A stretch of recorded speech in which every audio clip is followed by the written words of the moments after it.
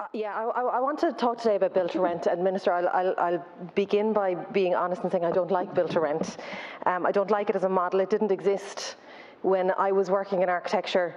I don't like the fact that there's a two-tier standard of housing and standard of homes that differentiates between what you might need when you're renting and what you might need when you own a building. I don't like the lower standards that it engenders and that apply to build-to-rent versus owner-occupier units. And I don't like that Irish residents will be paying rent in perpetuity to mainly foreign funds for the pleasure of living in what I consider to be substandard housing, and particularly since those rents are often so unsustainable at the moment. However, even if I did like build-to-rent, which I don't, I would still be concerned at the moment.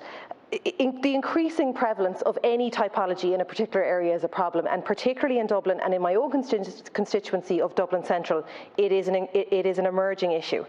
The Dublin Inquirer recently published an article stating that between 2018 and 2020, as many as 70% of housing units were granted permission in DCC were built to rent. Now, my own review of strategic housing developments and their applications to Bord Pleanála in the past year in Dublin City Council area indicates a similar number, around 65% of units are built to rent. In my own constituency, there is a single upcoming development in Clonliffe College of over 1,600 units, and 1,300 of those will be built to rent. That's the size of a small town. There will always be a need for rental accommodation. People will need it for short term, for medium term, for long term, for a particular life stage. They might need it for a particular type of employment. They might need it for financial reasons, or they might need it just because some people like to rent, they don't want to buy. So we have to have rental housing stock. But what we don't need is low quality housing stock.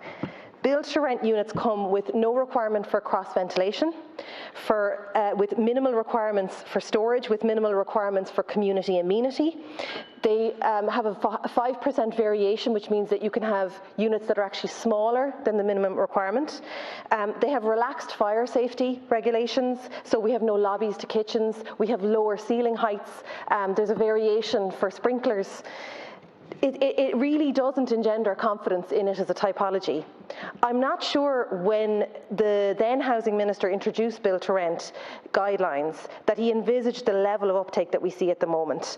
I hear about social mix a lot from other parties when we're developing sites. Well, I think we need a balance on build-to-rent developments. We limit the amount of social and affordable housing in developments. We should now, at a minimum, have a percentage cap on the build-to-rent element of any site, if not an outright ban. We need that balance for sustainable communities so that they don't become dominated by transient housing models. And those housing models are not transient because of the people in them. They're transient because people don't want to live in them for very long. They're not up to standard. In November of last year, the Department of Housing produced a welcome report on co-living developments.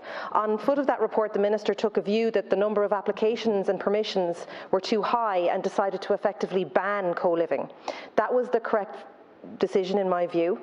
I would ask today that the Department of Housing commence a similar review on what is happening with build-to-rent and the impact it's having on the market in inner city areas. We need to make a conscious decision about the appropriate levels and locations for this kind of development, because every single community deserves to have quality housing.